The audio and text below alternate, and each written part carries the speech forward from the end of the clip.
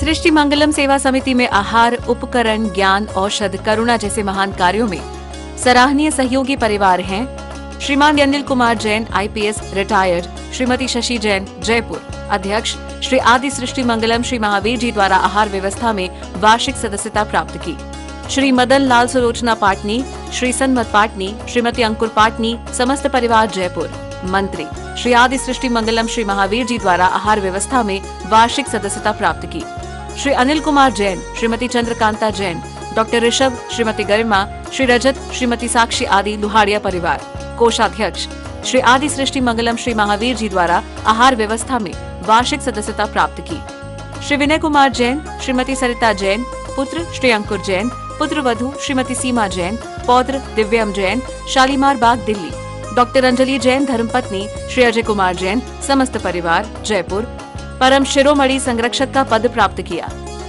श्रीमान मोहनलाल, कंचन देवी, सुनील कल्पना, doctor Nitesh, doctor Gunjan, Arihant, Harshita, Arpita, Kavya, बेटी दामाद प्रेंशा, निपुण वेद, काला परिवार चेन्नई।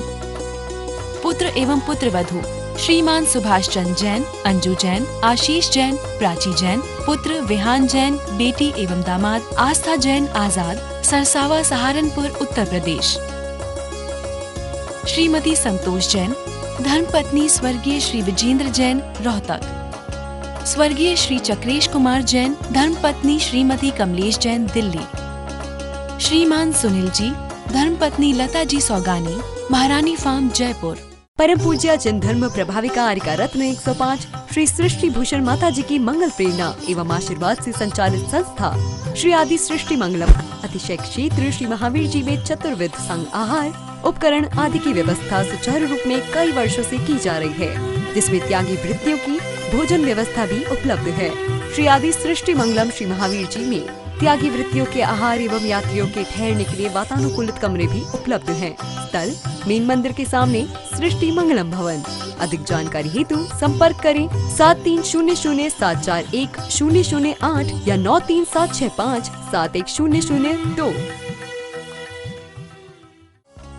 परम पूज्य जन धर्म प्रभाविका आर्यका रत्न 105 श्री सृष्टि भूषण माता जी की मंगल प्रेरणा एवं आशीर्वाद से संचालित श्री आदि सृष्टि मंगलम श्री महावीर जी में चतुर्विध संघ आहार, उपकरण आदि की व्यवस्था सुचारू रूप से कई वर्षों से की जा रही है, जिसमें त्यागी वृत्तियों को भोजन व्यवस्था भी उपलब्ध है। 1 वर्ष की आहार व्यवस्था के वार्षिक सदस्य बनकर भी आहार व्यवस्था में सहयोग प्राप्त करके पुण्य के भागी बन सकते हैं।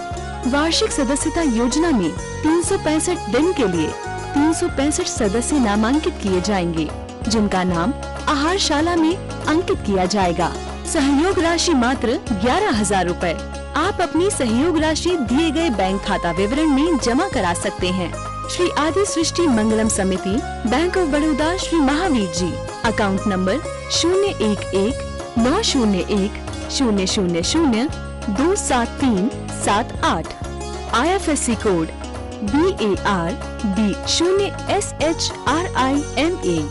IFSC कोड का 5वां कैरेक्टर 0 अर्थात 0 है।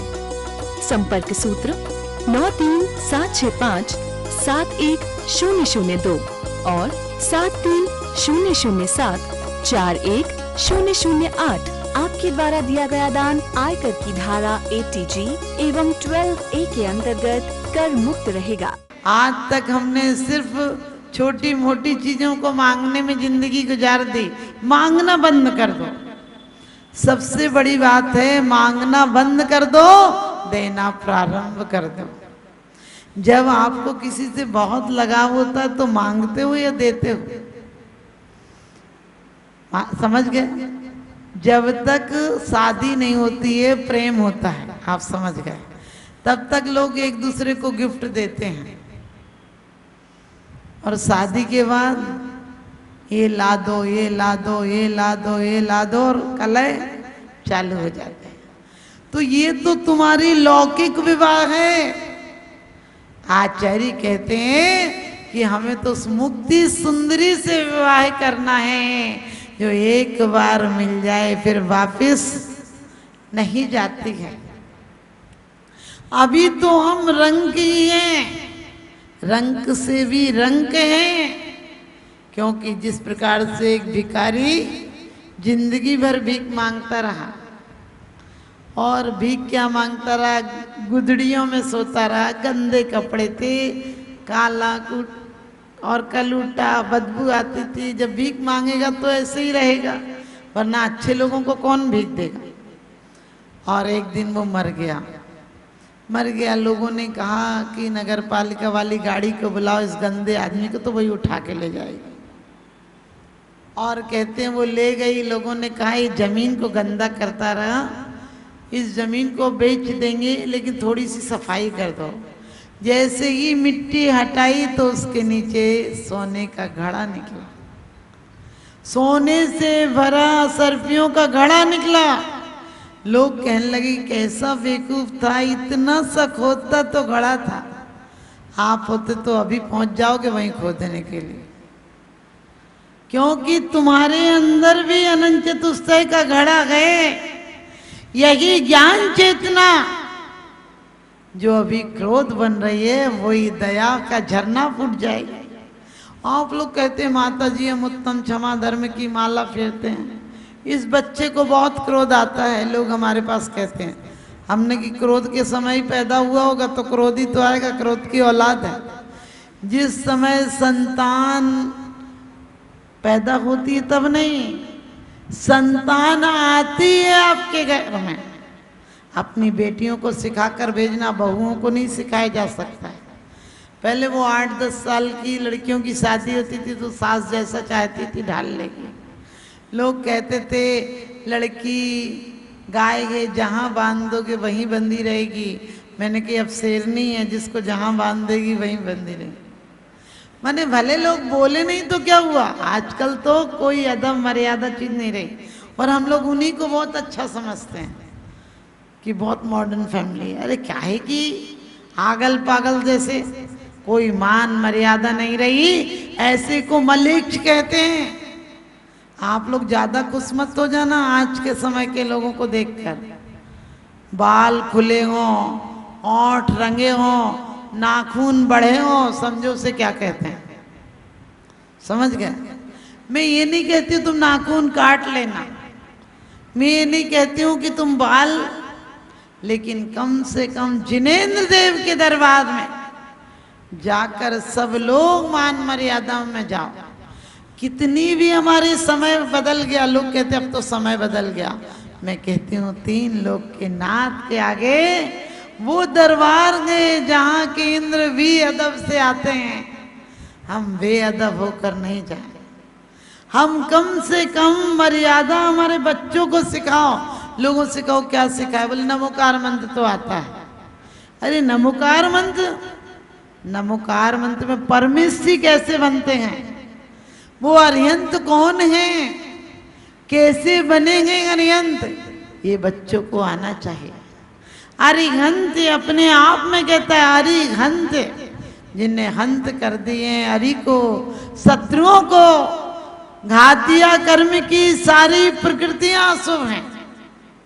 आपको वैसे तो समझ में आएगा नहीं, ध्यान रखना आघातिया में शुभ भी हैं और अशुभ भी हैं। आयु अच्छी भी होती है और बुरी भी होती है, गोत्र उच्च भी होता है नीच भी होता है, और नाम कर्म शुभ भी होता है और अशुभ भी होता है। लेकिन ज्ञानावर्णी, दर्शनावर्णी, मोहिनी और अंतराय, तो कोई सा अंतराय अच्छा लगता है क्या?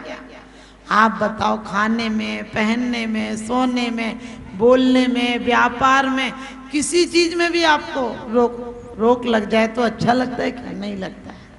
आपको ज्ञान पर कोई आवरण डाल दे, आपको रोक दे, याद नहीं होता, तो आपको अच्छा लगता है क्या?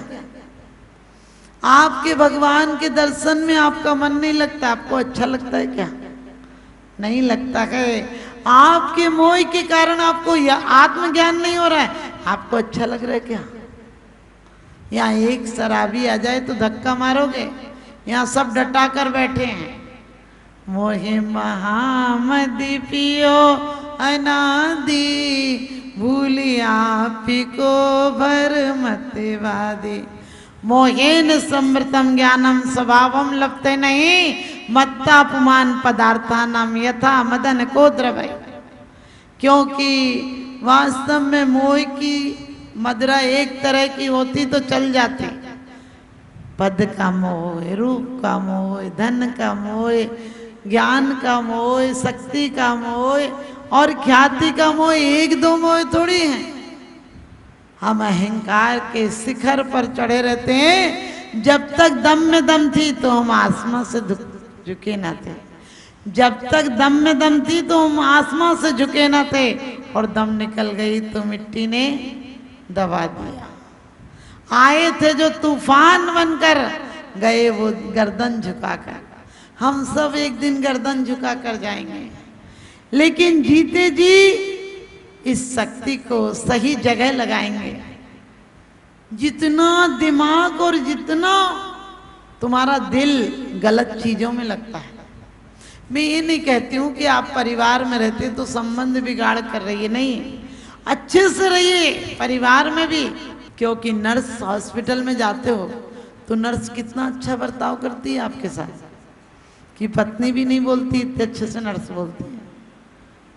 लेकिन उसे पता है और आपको भी पता है कि जब तक हॉस्पिटल में बिल पेमेंट कर रहे हो तभी तक, जिस दिन कह दो कि पैसा नहीं हो उस दिन हॉस्पिटल से भी बाहर हो जाओगे।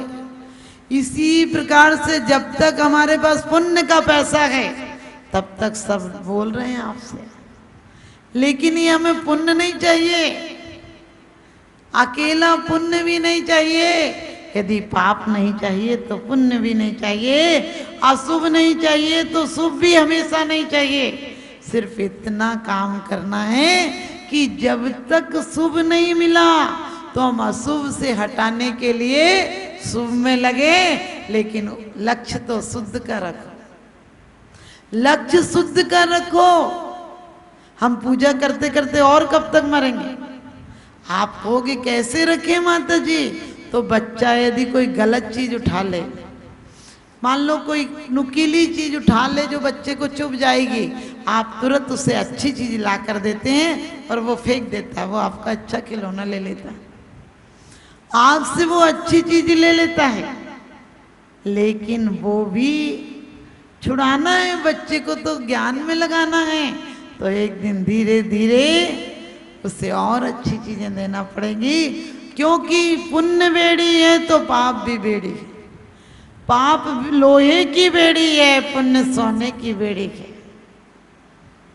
बेड़ियां दोनों बांध देंगी, सोने की भी मोटी बेड़ी हो तो बांधेगी नहीं क्या? वो भी बांध देगी। और पाप की बेड़ियां तो समझ में आती हैं, पुण्य की बेड़ियां समझ में नहीं आती हैं। पुण्य फलता है तो हम फूले नहीं समाते हैं, पुण्य फलता है तो हम ऐसे अकड़ के चलते हैं, पुण्य फलता है तो हम लोगों को कीड़ा मकोड़ा समझते हैं। अरे जमीन पर चला करो, ये तो रहट है।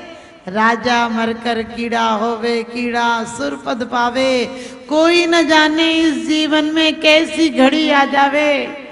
और राजमहल की राज तिलक की मंगल वेला राम सिया बन जावे, और जग की प्यास बुझाने वाला प्यासा ही मर जावे। कोई पता नहीं चलता है कि कौन प्यासा ही। कृष्ण जी को देखो कि जंगल में जिनके लिए कहते हैं वैभव का अपार अंबार लगा था, पानी की क्या बात, सैकड़ों दासी खड़े रहते थे, वो प्यास से ही मर गए। हम प्रथमान योग से ये सोचें कि ये पुण्य कितने दिन काम करेगा, और पुण्य के उदय में अभी हम उस पुण्य का क्या उपयोग कर रहे हैं। ध्यान रखना, चोरी उसको नहीं कहते जो आप किसी का सामान उठा लेते हो। चोरी ये भी है आपको चेतन मिला है, चेतना मिली है, इसके अधोगामी बनाया और या ऊर्ध्वगामी बनाया। आपको देह मिली है, इस देह के से कितने घंटे आपने शुभ कर्म किए, सोच कर देखना, पसीना आ जाएगा। यदि 1 घंटा भी मंदिर में आते हो तो आधा घंटा तो घर ही दिमाग में रहता है। भगवान ये काम कर देना, ये काम कर देना, ये काम कर देना, इतना हो जाए, इतना हो जाए, इतना हो जाए, और ये और कह देते ये चढ़ाएंगे, मैं कहती भाव अच्छे बनाओ कि परमात्मा वो दिन कब आएगा जब इन सब विकल्पों से भी मैं मुक्त हो जाऊंगा। मंदिर में जाके तो कम से कम इतना विचार लाओ, क्योंकि कहते हैं मम गृह ध्यान द्वार आए निवसो जगनामी, जो सुवर्ण तन करो कौन है अचर स्वामी। भक्ति रचित मम चित्त सेज नित वास करोगे, मेरे दुख संताप देख किम धीर धरोगे।